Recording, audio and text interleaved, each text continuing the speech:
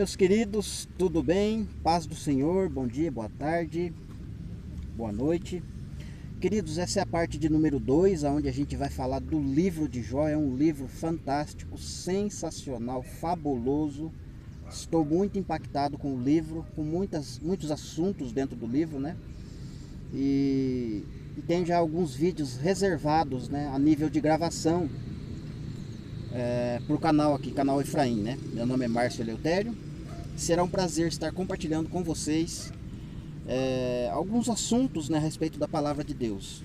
E hoje a gente vai falar de novo do evento que acontece lá no capítulo 1 e no capítulo 2, mas com leitura e num ângulo diferente, em um aspecto diferente, e também fazendo algumas correções referente à parte de número 1, da qual eu gravei, de repente talvez um pouco precipitado, né?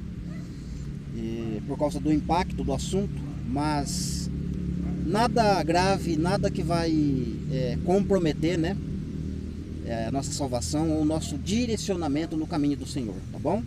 Mas é preciso fazer algumas correções, tá? Então vamos fazer a leitura aqui do capítulo 1 e do capítulo 2, alguns versos, né? Só para a gente poder contextualizar. Verso 1. Havia um homem na terra de Uz, cujo nome era Jó, homem íntegro e reto, temente a Deus e que se desviava do mal. Nasceram-lhe 7 filhos e 3 filhas, né? Importante esse ponto aqui, tá? Esses números, né? 7 filhos e 3 filhas, né? 7 filhos têm relação com 7 igrejas, né? E 3 filhas, né, tem relação com 3 tipos, né? 3 grupos de povos, tá? Que mais para frente a gente vai entender que refere-se 2 grupos, está falando das 2 casas de Israel, e o terceiro grupo, né, que são 3 filhas, né, vai falar de nações restantes, tá? Ok, mas é para um outro vídeo, tá? É só para a gente já ir preparando aí, né? Verso 3. Possuía 7.000 ovelhas, 3.000 camelos, 500 juntas de bois, 500 jumentas. Era também muito numeroso o pessoal ao seu serviço. Ou seja, tinha muitos servos, né? Muitos escravos, né? Muitas pessoas ao seu trabalho. De maneira que ele era o homem mais rico e maior de todos do Oriente. 4. Seus filhos iam às casas um dos outros e faziam banquetes, cada um por sua vez, e mandavam convidar as suas 3 irmãs a comerem e a beberem com eles, né? Então é importante esses pontos aqui, né? Banquete, convite, né? Rodadas de banquete, né? Verso 5. Decorrido o turno de dias, né? Então tem turnos, né? Para quem acompanha o canal há algum tempo, sabe que turnos está falando lá do reino, né? Quando Cristo voltar. Decorrido o turno dos dias de seus banquetes, chamava já seus filhos e os santificava. Levantava-se de madrugada e oferecia o holocausto segundo o número de todos eles. Pois dizia, talvez tenham pecado meus filhos e blasfemado contra Deus em seu coração. Assim o fazia Jó de contínuo. Verso 6. Num dia em que os filhos de Deus vieram apresentar-se perante o Senhor, veio também Satanás entre eles. Então perguntou o Senhor a Satanás, de onde vens? Satanás respondeu ao Senhor e disse, de rodear a terra e passear por ela. Perguntou ainda o Senhor a Satanás, observaste o meu servo Jó, que ninguém há como ele na terra? Homem íntegro e reto, temente a Deus e que se desvia do mal? Então respondeu Satanás ao Senhor, porventura debalde teme a Deus? Acaso não o cercaste de bens e ele, a sua casa e tudo quanto tem? A obra das suas mãos o abençoaste, e os seus bens se multiplicaram na terra. Estende, porém, a tua mão e toca-lhe em tudo quanto ele tem, e verás se não blasfema na sua face. Então aqui para aqui o capítulo 1, né, na leitura. Continua, com certeza, né? Mas vamos dar uma passeadinha lá no capítulo 2, né, que vai repetir. Capítulo 2. Num dia, capítulo 2, verso 1. Num dia em que os filhos de Deus vieram apresentar-se perante o Senhor, veio também Satanás, entre eles apresentar-se perante o Senhor. Então o Senhor disse a Satanás, de onde vens? Respondeu Satanás ao Senhor, e disse, de rodear a terra e passear por ela. Perguntou o Senhor a Satanás, observaste o meu servo Jó, porque ninguém há como ele na terra, homem íntegro, reto, temente a Deus, se desvia do mal? Ele conserva a sua integridade, e embora você, Satanás, me incitasse contra ele para o consumir sem causa, Deus defendendo Jó, né? Já havia perdido tudo, mesmo sem causa, né? Aí Satanás responde, né? Não, então Satanás respondeu: pele por pele e tudo quanto ele tem dará pela sua vida. Estende, porém, a mão e toca-lhe nos ossos e na carne, e verás se não blasfema na sua face. Disse o Senhor a Satanás: eis que está em teu poder, mas poupa-lhe a vida. Então saiu Satanás da presença do Senhor e feriu Jó de tumores malignos, desde a planta do pé até o alto da cabeça. Até aqui tá bom.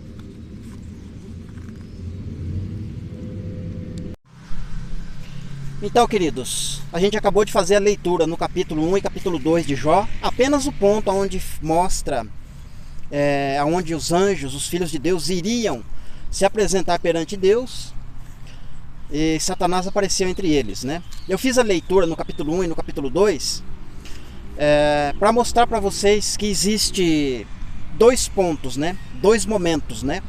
Um primeiro onde Deus permite que Jó perca todos os seus bens, riqueza, né? E seus filhos. Mesmo assim ele não peca, né? Não blasfema contra Deus. Deus defende ele, ainda diz, né? Para Satanás, né? Embora você tenha me incitado contra ele, mesmo assim ele não blasfemou contra mim. Mesmo assim ele não pecou contra mim, né? E aí Satanás dá mais uma investida, né? Mas então é pele por pele, né? Toca na carne dele, no osso, e você vai ver se ele não vai blasfemar na tua face, né? É interessante, né? Satanás fala que Jó vai blasfemar na face de Deus, né? Onde que Jó está? Que ele pode blasfemar na face de Deus, né? É um ponto importante, né? Pra gente compreender e meditar, né? De qual Jó Satanás está falando, né? Se é o Jó homem, carne e osso, ou se é o Jó Messias, né? Jó Jesus Cristo. Então, queridos, essa leitura eu quis passar para vocês, mostrar para vocês que a gente viu que... Deixa eu trocar de braço aqui, um momento. A gente viu pela leitura que existe dois momentos, né? É indiscutível, né? É indiscutível que teve dois momentos, e teve dois momentos aonde... Queridos, eu vou virar para o lado de cá, porque gravar contra o sol, ou melhor, a favor do sol, o vídeo fica escuro, vocês não conseguem me ver, né? Não que eu quero que vocês me vejam, mas a imagem fica melhor, né? Eu acho que desse jeito. Então veja bem. Então são dois momentos. Estou repetindo porque é importante. Na parte anterior eu foquei nessa parte, nesse ponto, que são dois momentos, né? Que eu falei de sacrifícios, falei de tempos, né? E falei de filhos. Hoje eu vou falar mais de filhos. Então são dois momentos importantíssimos na história. Ou seja, o livro de Jó quer apresentar pra gente uma linha do tempo aonde vai aparecer basicamente desde Gênesis até o Apocalipse, né? Tudo contido no livro de Jó, né? Então é importante compreender. Hoje eu quero falar bem pouquinho dessa linha do tempo, mostrando para vocês essa linha do tempo, né? Dentro do livro de Jó, que existe a queda do homem, né? Vamos dizer assim, vamos chamar de queda do homem, e a restauração, o levantar de Deus, né? Na vida deste homem que caiu, né? É óbvio que o homem não vai cair sozinho, ele vai precisar de ajuda para cair, né? Incluindo aí, inclusive, a sua escolha, né? Mesmo escolhendo o bem, às vezes o homem cai. Mesmo estando do lado correto, é perigoso cair, né? E Paulo adverte de muitas formas, né? Veja que veja você que está de pé que não caia, né? Fica esperto, né? Porque é importante, mesmo você estando no caminho certo, mesmo você obedecendo em quase tudo, é perigoso você cair, né? Então, cair com a ajuda de Satanás, o homem cai sim, mas Deus levanta, né? Ok, vamos lá. Então o capítulo 1 e o capítulo 2 está mostrando pra gente esses dois momentos que acontecem, essa discussão, né, por causa do homem Jó, né? E Deus, na sua sabedoria, no seu infinito conhecimento, inclusive poder de visualizar o futuro, ele pode transcender na linha do tempo, né? Mostrar coisas para nós, coisas que estão escritas lá atrás, mas que ainda vão acontecer no futuro, mas ele já deixou escrito como testemunho, né? Só para o nome dele ser glorificado e para a gente perceber e visualizar como ele é sábio e como ele entende das coisas, né? E o livro de Isaías fala disso muito bem, né? Deus fala no livro de Isaías e no livro de Ezequiel, né? De que quem que escreveu as coisas antigas, né? Falou de coisas antigas, mas falando pro futuro que iria acontecer, né? Que não tem Deus como eu que pode realizar essas coisas, né? Então Deus tá ali falando ali, né? Nessa discussão, nesse debate. E aí Deus coloca Jó no meio da história, no meio da conversa, né? Por que ele colocou Jó no meio dessa conversa, né? Você vê que ele falou para Satanás, né? Embora você me incite contra meu servo Jó, né? Vai lá e toca na vida dele, então. Toca no osso dele, toca em tudo quanto ele tem. Mas não poupa-lhe a vida, né? Está em teu poder a vida de Jó. Então Deus entrega Jó na mão de Satanás, né? E Satanás vai e bagunça por ele. Mas querido, presta atenção no que eu vou falar agora. Não que eu vou sair do assunto ou que eu tenha saído, né? No vídeo passado eu falei de filhos, né? Que filhos precisam passar pelo processo da cruz. Isso envolvendo coisas que haveriam de acontecer no mundo, tratando-se de coisas espirituais correlativas com a terra, né? Mas existem coisas espirituais com relação ao céu, né? Coisas que acontecem lá, antes de acontecer aqui. Então Deus, quando ele começou a criar, quando Deus começa a criar todas as coisas, lá na eternidade, não no Éden, tá? É uma criação que começou a acontecer antes, né? Com certeza. Então quando Deus criou, por exemplo, os anjos, né? Arcanjos, serafins, o que mais? Todas as criaturas celestes, né? Vamos dizer assim, tudo que existe lá no céu que a gente não sabe, né? Mas pela palavra a gente consegue ter um vislumbre, né, de algumas coisas, né? Então Deus não criou nenhum anjo dizendo assim, né? Ó, eu vou criar você e você vai ser meu filho. Lá não, né? Uma outra coisa importante para compreender lá, quando eu falo lá, eu tô falando no céu ou na eternidade, é de que existe um reino lá, entende? E um reino não começa já funcionando, entende?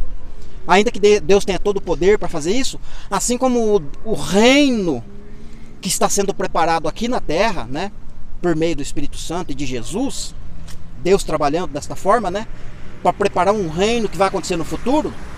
Então o homem precisa de conquistar posições, né? Ele nasce no pecado, como Davi fala, né, nos Salmos, assim como Adão, né, nasce, né, foi formado do pó da terra, mas foi concebido em pecado. Concebido em pecado. Chegar no final da rua aqui, eu vou retornar. Tomara que não fique escuro a gravação. Me perdoe. Então, queridos, assim como o homem nasce em pecado, e através do seu livre-arbítrio e através das suas ações ele pode... Deixa eu virar aqui, vamos ver se melhora. Não melhora. Perdoa, queridos. Aqui tá melhor. Então, assim como o homem nasce em pecado, é concebido em pecado, e através do seu livre-arbítrio e das suas ações, ele pode conquistar posições na terra, e ele pode conquistar posições diante de Deus, entende? Então você pode transferir esse pensamento lá para o céu. Quando Deus criou todas as coisas, e é óbvio que ele queria reinar lá, né? Ainda que ele seja por causa do seu poder, ele é rei para todo sempre, sempre foi, nunca vai deixar de ser rei. Mas tudo tem um lado da conquista, tem um lado penoso do trabalho, além da criação. Então ele criou os anjos e os seres, né, que vivem lá, e todos eles certamente passaram por um processo de escolha, de ações, de livre-arbítrio, onde eles conquistaram a posição de filhos, por exemplo. Porque eu não posso, né, que eu falei no vídeo passado, eu não posso também generalizar todos os anjos, toda a criação que não é filho.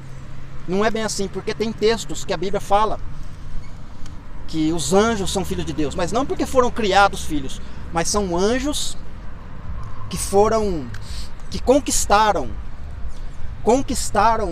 o poder, entende?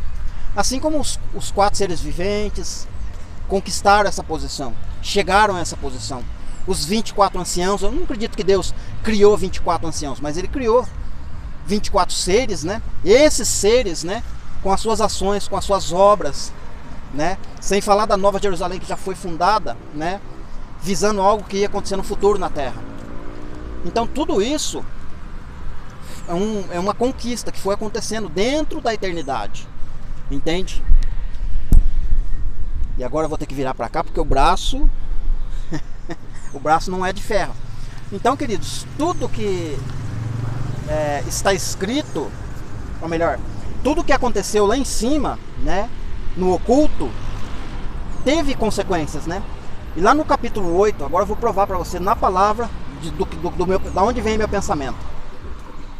Lá no capítulo 28 de Ezequiel, lá Deus começa a falar de uma profecia, né, futura, contra o rei de Tiro, contra o Líbano, contra Sidom, né? Julgamentos que aconteceriam com Tiro e Sidom, mas que implicariam no nosso futuro também, né? Eram coisas semelhantes.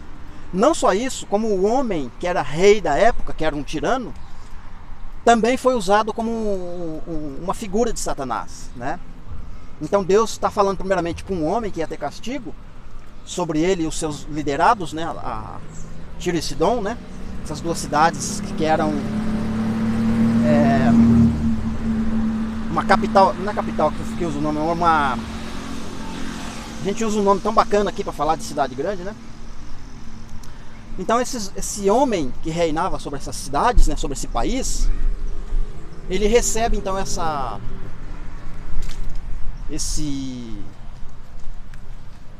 Deus falando com ele, né, corrigindo ele ali, né, repreendendo ele. E aí Deus começa a falar também para Satanás, né, mais diretamente para Satanás, porque ele fala para Satanás, né, você era perfeito em todos os seus caminhos, né? Falando para Satanás, você era perfeito em todos os seus caminhos, até que se achou iniquidade em ti. Ou seja, Satanás teve um caminho a perseguir. Ele teve que conquistar a posição que ele conquistou lá em cima. E chegou a ser chefe de tropas, né? Ele chegou a ser quase que o braço direito, se é que eu posso usar esse termo, né? O braço direito de Jesus, para ajudar ali na questão dos anjos, né? Organizar o exército dos céus, que são anjos, né? Então cada criatura teve o seu momento de conquistar a posição de filho. Então até meio estranho eu dizer agora uma fala que eu vou falar, né?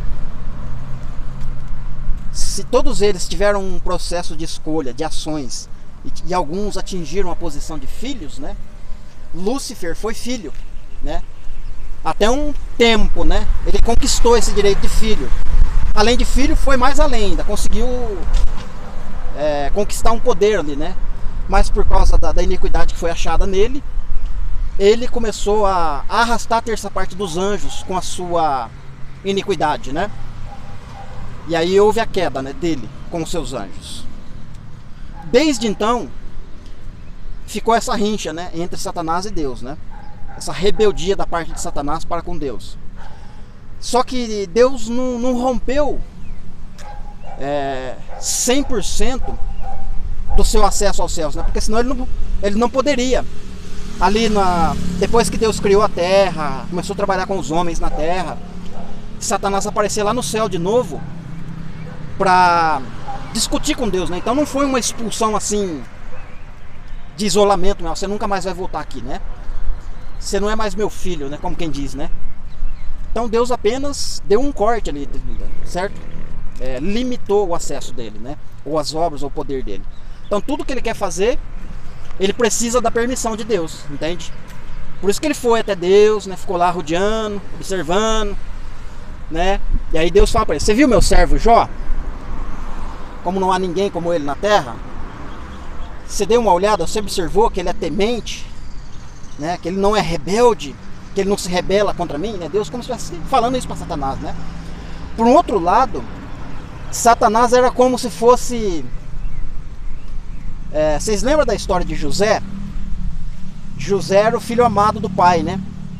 E tudo de errado que os irmãos faziam, José ia até o pai e contava pro pai: ó pai, eles estão fazendo coisa errada lá. Eu posso trabalhar essa ideia aqui na Terra, né? Satanás como se estivesse supervisionando a Terra, entende? Então esse rebaixar de Satanás dos trabalhos, né? Das coisas que ele poderia estar fazendo lá, Deus falou para ele: ó, agora você era perfeito em seus caminhos, você pisava nas pedras afogueadas, né? Pedra de... Inclusive aquelas pedras maravilhosas que a gente vê lá no capítulo 22 do Apocalipse, com relação à Nova Jerusalém, né? São as mesmas pedras, né, que Satanás trabalhava com elas, né? Ele pisava naquelas pedras, ele andava sobre elas e tal, né? Tinha uma ligação muito forte com Deus, com as pedras e tudo mais, né? Mas por conta do pecado, da rebelião, da desobediência, ele perdeu tudo isso, né? Então Deus limitou o acesso dele. Agora você vai supervisionar a terra, né? Como castigo, né? Como se fosse uma coisa... Então ele tem que passear pela terra e de vez em quando ele tem que subir lá. É como se fosse um cobrador de impostos, entende? Ele vê alguém pecando, ele anota: pecou aqui, pecou ali. Quando ele chega lá na presença de Deus, Deus já sabe, né? Ele veio cobrar imposto, né? O que é, Satanás? O senhor sabe, né? Ó, fulano lá, ó, tá na tua mão, mas poupa-lhe a vida. Aí vem a consequência do nosso pecado, a consequência das coisas que a gente faz aqui na terra. Com permissão de Deus, com a permissão de Deus, né? Ele usa Satanás para nos punir, para nos castigar com coisas que nós fazemos, né? Só que não é um supervisionar perfeito, tá, queridos? Eu tô só ilustrando aqui, porque lá no livro do Apocalipse, a palavra vai falar que ele é acusador, né? Então ele é um acusador. Então nem sempre o que ele vai falar é verdade, entende? Porque ele é pai da mentira, compreende? Ele pode chegar lá assim diante de Deus, né, em alguns aspectos, e falar a verdade. Olha, a igreja lá tá dormindo, a igreja lá tá... Colocaram um centro de macumba lá, de feitiçaria no meio do púlpito lá, e estão bagunçando lá, né? Então em algumas coisas ele fala a verdade, ele não é mentiroso, né? E em algumas coisas ele vai caluniar, entende? Ele vai inventar, ele vai mentir, com certeza. Então tem coisas que ele fala a verdade, tem coisas que não é. Assim como foi com relação com Eva lá, né? Lá no Éden. Ou melhor, ele vai usar a verdade para distorcer a verdade, entendeu? Basicamente é isso. Então, queridos, filhos, né? Existe filhos lá em cima. Agora, com relação ao tempo e um trabalho com esses filhos, né? Eu ainda não consigo visualizar um tempo determinado, uma contagem de tempo lá. Mas também não pode ser uma coisa desorganizada, né? Tem que ter um dia, um horário, um momento, algo que aconteça lá em cima, que os verdadeiros filhos, né, vão se apresentar diante de Deus, entende? É como se fosse festas, né? Eles não precisam do relógio, eles não precisam da contagem do tempo, mas por instinto, eu não sei como que é feito isso, eles têm um momento certo para se apresentar diante de Deus, entende? Só que o livro de Jó só mostra 2 momentos, né? Justamente para refletir as coisas que vão acontecer na Terra. 2 momentos, tá? Esses 2 momentos, né? Pode ter mais? Pode, lá em cima sim, mas aqui é 2 só, né? Um que aponta para a primeira vinda de Cristo e o outro na segunda vinda de Cristo, né? Que são os 2 momentos mais importantes da Terra, né? Que vai dar o pontapé inicial do reino, né? Vão dar o start para começar um reino aqui na Terra. Então, esses 2 momentos e essa linha do tempo que existe dentro desse livro, a partir de agora, então, eu quero começar a falar para vocês como que funciona. Então, o capítulo 1 e o capítulo 2, vocês vê o que eu acabei de falar aqui, esse assunto resumidamente, né? Do capítulo 3 até o capítulo 37, você vai ver um debate entre Jó e os 3 amigos. Esses 3 amigos de Jó, 2 deles apontam para 2 casas de Israel. e um deles é nações restantes, tá? Em outro dia, em outro vídeo, eu quero falar só apenas desse momento. 2 casas de Israel e nações restantes. Mas agora é só a linha do tempo mesmo, tá? Mas a gente precisa colocar nome nos personagens, né? Para trazer entendimento, para trazer luz, para começar a clarear o caminho. Então até o capítulo 37, esses 3 grupos não conseguem refutar Jó, discutir Jó ou achar pecado na vida de Jó. Esses 3 homens, esses 3 amigos, eles não conseguem.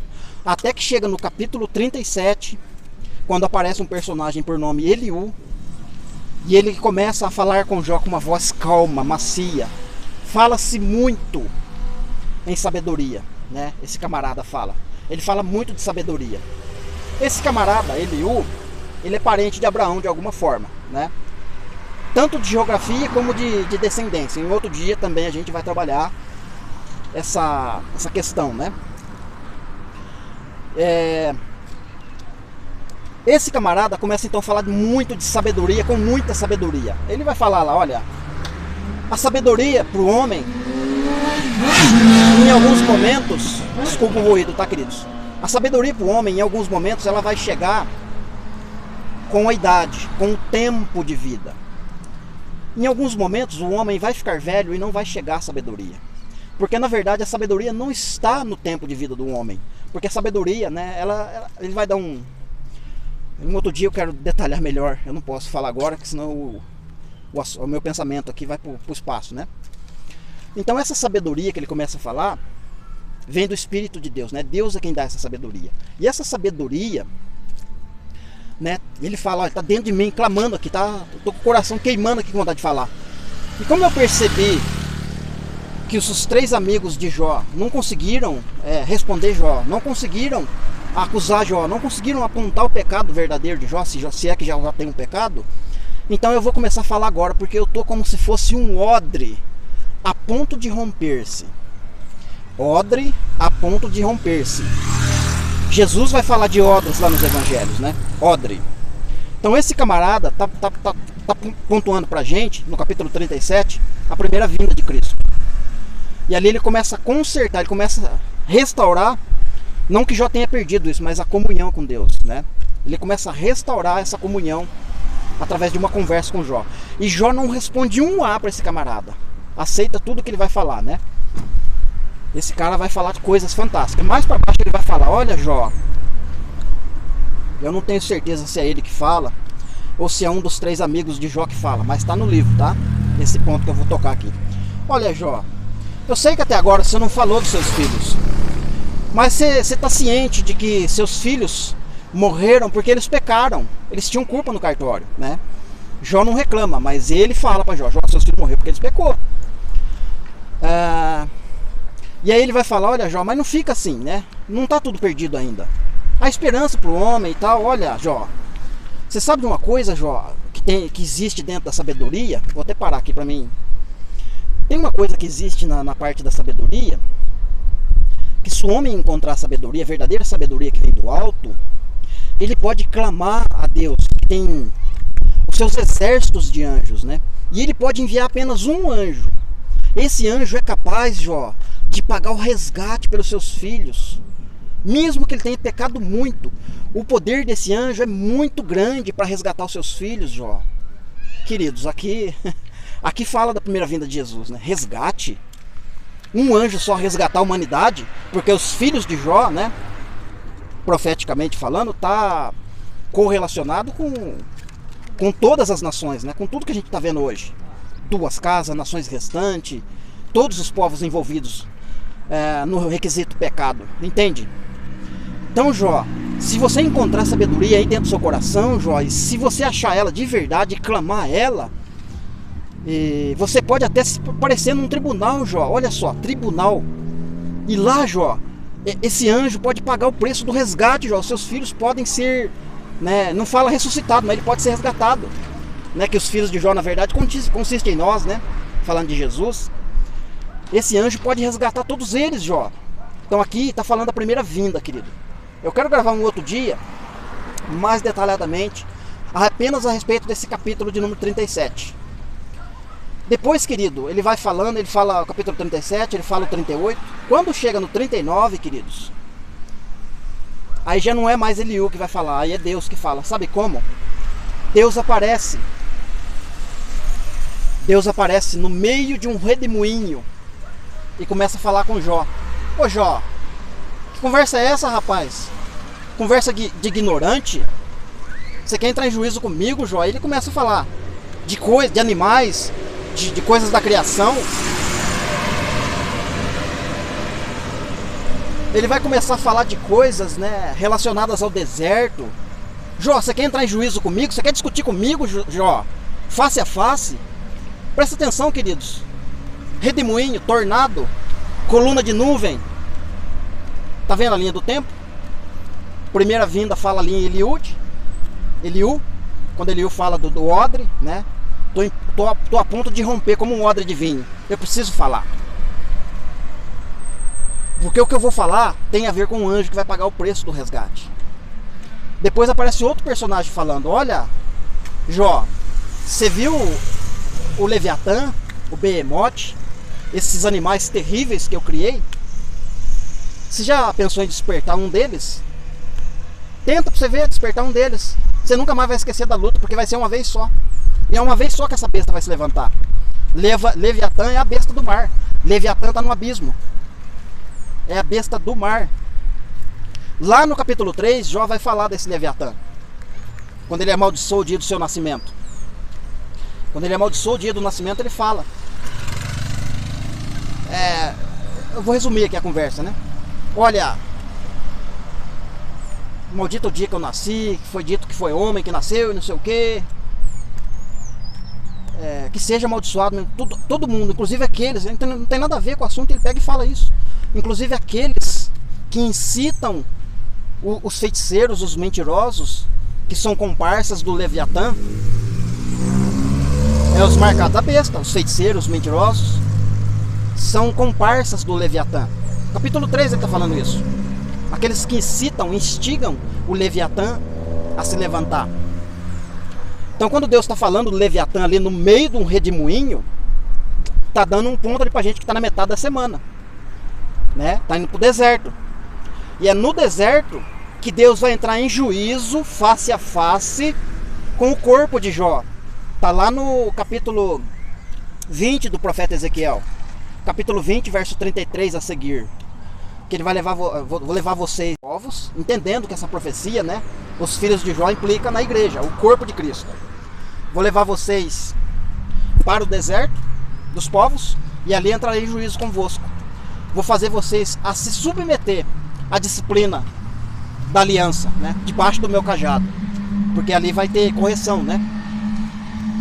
Então quem é filho vai partir para esse lugar, né? O verdadeiro filho vai se manifestar. Eu quero ser repreendido pelo Pai. Jó fala no livro: eu ainda vou ver neste corpo Deus face a face. Ainda neste corpo eu vou entrar em juízo com ele. E se eu tiver errado eu vou me arrepender. Mas o que eu vou justificar a minha inocência, eu vou. Jó falou em vida, meio todo cheio de lepra, cheio de bereba. Ele deu testemunho para os amigos: olha, eu vou ver ainda, face a face, eu vou entrar em juízo com ele. E aconteceu. Deus apareceu no meio do redemoinho e entrou em juízo com Jó e mostrou para Jó: olha, Jó, aqui é o caminho, Jó. Ali você errou, mas aqui você acertou. Engraçado que ele fala: olha, Jó, você errou em tais pontos, né? Só que quando ele fala assim: agora os amigos de Jó erraram e eles vão ter que fazer sacrifícios para mim, Jó, e você vai orar por eles para eu receber o sacrifício, a oração, né? Para me perdoar eles, porque eles erraram. Eles falaram mentira, mas o meu servo Jó falou a verdade. Ou seja, o que Jó falou é verdade, né? Claro, em alguns aspectos Jó errou. E o que Jó errou, Eliú veio e consertou. Fala da primeira vinda de Cristo. Entende? É muito fantástico esse livro, queridos. Muito mesmo. É uma pena eu não conseguir me expressar melhor. Eu não sei se vocês estão conseguindo entender essa linha do tempo, né? Essas coisas maravilhosas que estão escondidinhas ali no livro de Jó, né? Mas eu tenho certeza que vocês vão pôr para ouvir. Vocês vão pôr para ouvir o livro vão buscar, vão ler e vão encontrar. Tudo isso que eu falei, né? Resumidamente, porque como eu disse, não deu para falar, não deu para mostrar exatamente como Deus mostrou para mim, como Deus fala conosco, né? Na sua palavra. Amém, queridos? Eu vou encerrar por aqui o vídeo. Primeiro porque vai chover, e segundo porque mais uma vez eu tô sem bateria, né? Se eu continuar aqui, vai ter uma interrupção brusca no vídeo, né? Vai ficar sem finalizar. Então essa é a parte de número 2, onde a gente falou da linha do tempo dentro do livro, e a gente falou um pouquinho das questões dos filhos de Deus, né? Que existe filhos de Deus aqui na terra que conquistam, não é apenas receber Jesus, né? Ser filhos de Deus tem a ver com conquistar, através de obras e ações, né? O primeiro passo é receber Jesus, né? Aí você tem direito de ser filho, de ser chamado de filho. Mas para ser chamado de filho tem obras a serem feitas, tem alguns patamares, né, para a gente ser alcançados, né? Você é um homem pecador, depois você recebe Jesus, já recebe um nome de sacerdote, né, do Altíssimo, né? Só de receber Jesus você já teve uma promoção, você já é sacerdote. Sendo sacerdote, você vai estudar, você vai buscar conhecimento, né, para aprender e tal, vai se relacionar com Deus, você vai crescer. Além de ser sacerdote, você pode ser rei, né? Governar o mundo futuramente quando Cristo voltar. E se você continua na instrução, né, no caminho da instrução, da obediência, do avanço, né, não que você seja alguém cobiçoso, né, cobiçar as coisas excelentes, mas cobiçar coisas excelentes com relação aos céus. Tudo que envolve coisas do alto, né, não é ser cobiça, né, não é pecado, entende, você cobiçar. Então você tem que adquirir o conhecimento, buscar o conhecimento. Através do conhecimento você vai atingindo patamares, né, elevados. Você era pecador, você passa a ter condição de filho você é sacerdote, sacerdote você pode ser rei, e de rei, né, você pode ser ancião.